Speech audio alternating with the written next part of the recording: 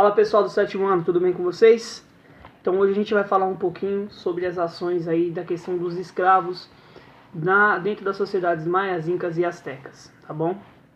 Bem, então uma das coisas que a gente tem que entender é o seguinte. Antes de falar dos escravos, a gente tem que falar do processo de comércio existente dentro dessas localidades. Então, a prática comercial ela gera algo existente, principalmente o comércio popular, dentro da sociedade maia, inca e asteca. Por que é importante ressaltar isso? Os europeus, ao chegarem nessas localidades e observando essas práticas comerciais, uma das táticas que eles vão tentar usar vai ser a troca comercial de produtos, ou a compra. Essa troca que a gente está falando não é necessariamente o escambo, como ocorreu aqui no Brasil. O escambo que era a troca de um produto por outro. Não. Aqui a gente está falando de trocas comerciais. Um produto específico por dinheiro ou algum tipo de riqueza, tá bom? O que acontece? Por que isso é ressaltado, tá? na aula do professor? Porque com essa prática comercial, consequentemente, eu vou ter uma troca cultural muito grande. Ou seja, além de trocar mercadorias, né, além de fazer essas ações comerciais, eu vou ter troca de cultura, seja na parte de alimentação, seja na parte da fala, seja na fala de costumes. E por que isso acontece?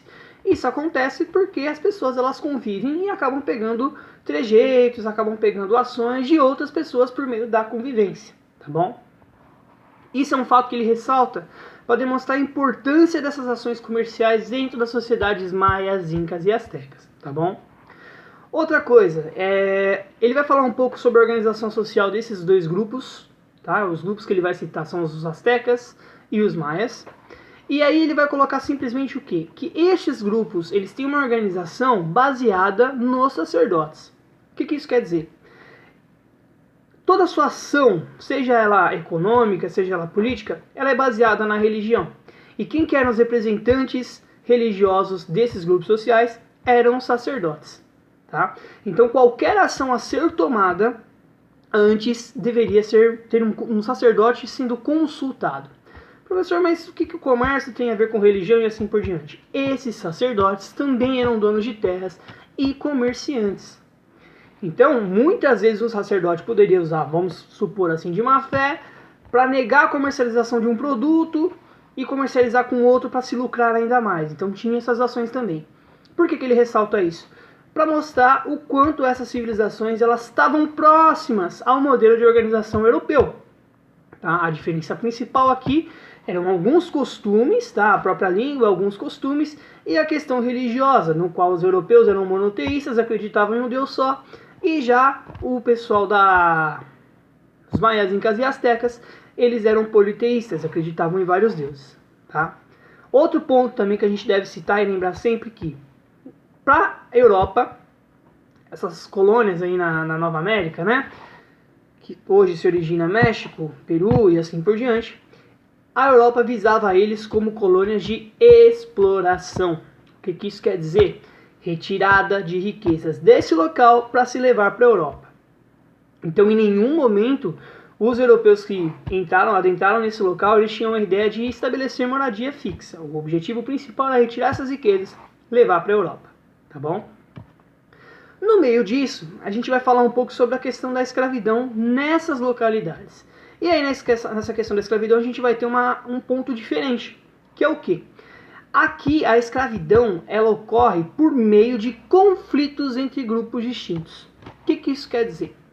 Então, vou ter guerras territoriais, comerciais, entre próprios grupos maias, incas e astecas, e os que perderam acabam sendo escravizados, certo? Esses escravos, sim, vão fazer trabalhos forçados, tá? Em alguns, os que não morrem, né? Vão fazer trabalhos forçados, vão começar a viver nessa localidade e perder também da sua cultura. Só que a grande diferença é que estes escravos aqui, eles não eram vendidos.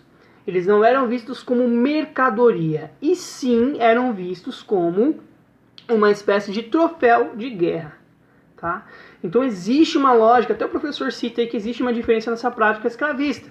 Então, por exemplo, a prática escravista, quando começou a retirar pessoal da África e trazer para as regiões europeias, trazer para o Brasil e assim por diante, já era uma prática escravista que tinha como objetivo o lucro. Ia lá, tirava essas pessoas dos seus locais, trazia para cá, eles vendiam essas pessoas para ganhar dinheiro em cima da venda delas. Aqui não. Aqui, estes escravos era meio que uma espécie de castigo por terem guerreado e era um troféu de guerra para os vencedores. Então eu tenho uma lógica escravista diferenciada. Para maias, incas e astecas, a escravidão ela não funcionava como um objeto de lucro, e sim como uma espécie, vamos colocar assim, de troféu de guerra e de castigo para quem perdeu. Tá? No próximo bimestre, a gente vai trabalhar um pouco mais essa questão de escravidão, focada aí nas regiões da África. Tudo bem? Espero que vocês tenham entendido. Até a próxima aula. Fiquem com Deus e até mais, galera.